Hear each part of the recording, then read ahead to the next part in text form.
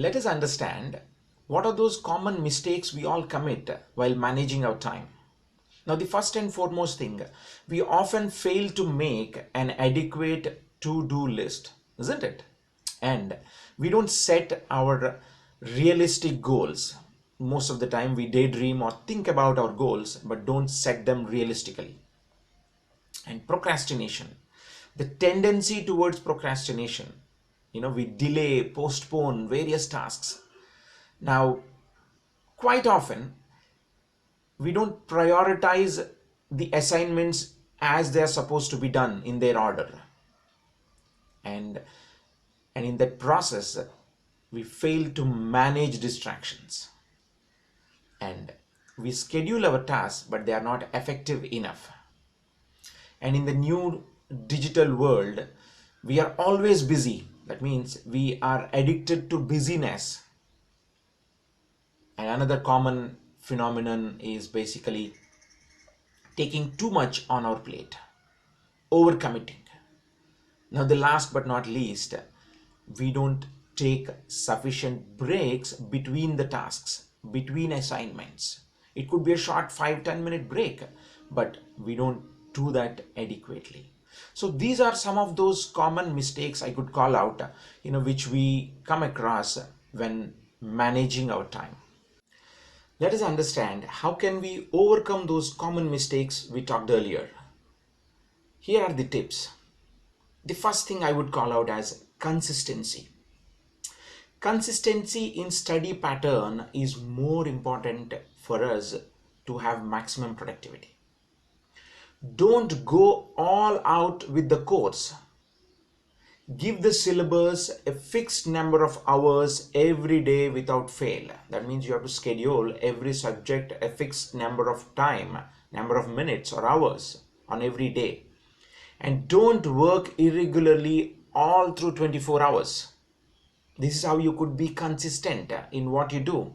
Now, at the same time, don't overdo anything. It's possible to have social life and good percentage, good grades. Don't think that only by sticking to your academics, studying continuously is going to get you good grades. It's important for you to have social life and other activities as well. And you got to find balance that works for you. It could be between your family time and your studies, or your sports, your friends, and all that. Find a balance, but don't overdo anything on either side. And the next important tip is maximum productivity. Don't assume that studying late in the night or waking up early in the morning or doing hard working will actually get you grades. What if you are doing only it for the sake of it, but not actually storing anything here, which you can reproduce on the day of exam? That's more important, isn't it? So identify your productive time, either early in the morning or late in the evening or afternoon, whatever time suits for you. You know by now what works for you better, isn't it? Don't think that studying early or studying late, early in the morning is going to help you. It is not really, but find out a sweet spot, I would say. If you can't do it at that time, means that you should find a better time.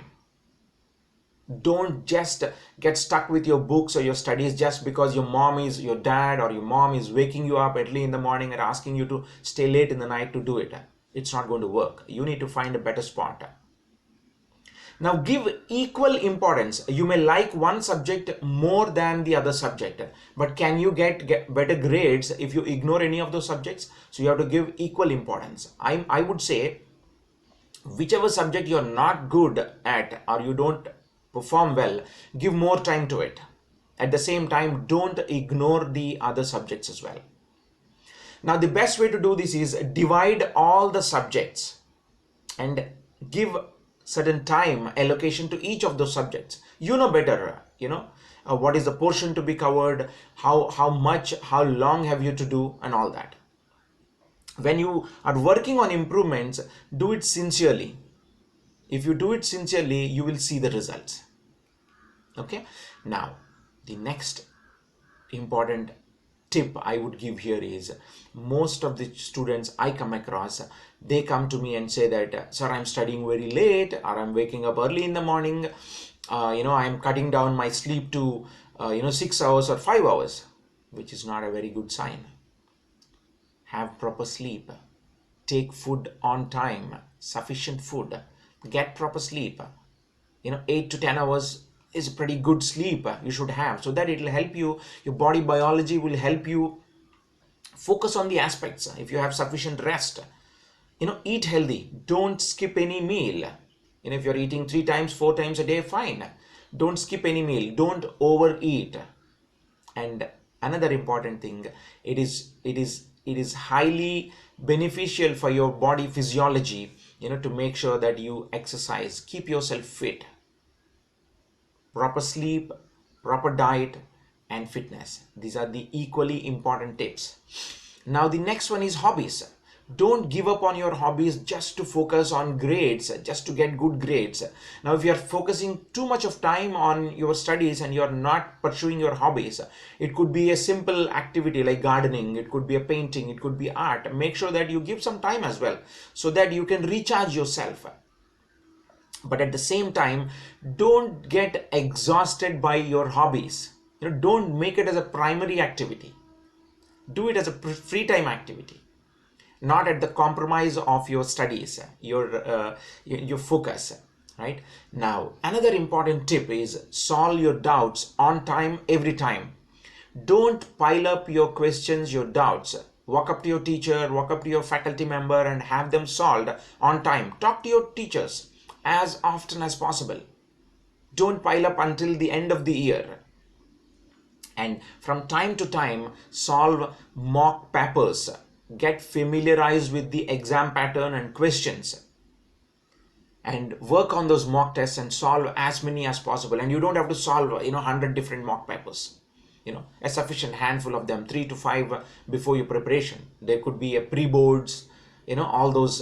There's a lot of exams even school conduct, but you make use of it. If you're preparing for a competitive exam, solve mock papers and don't miss on your pre-board exams which your school generally conduct.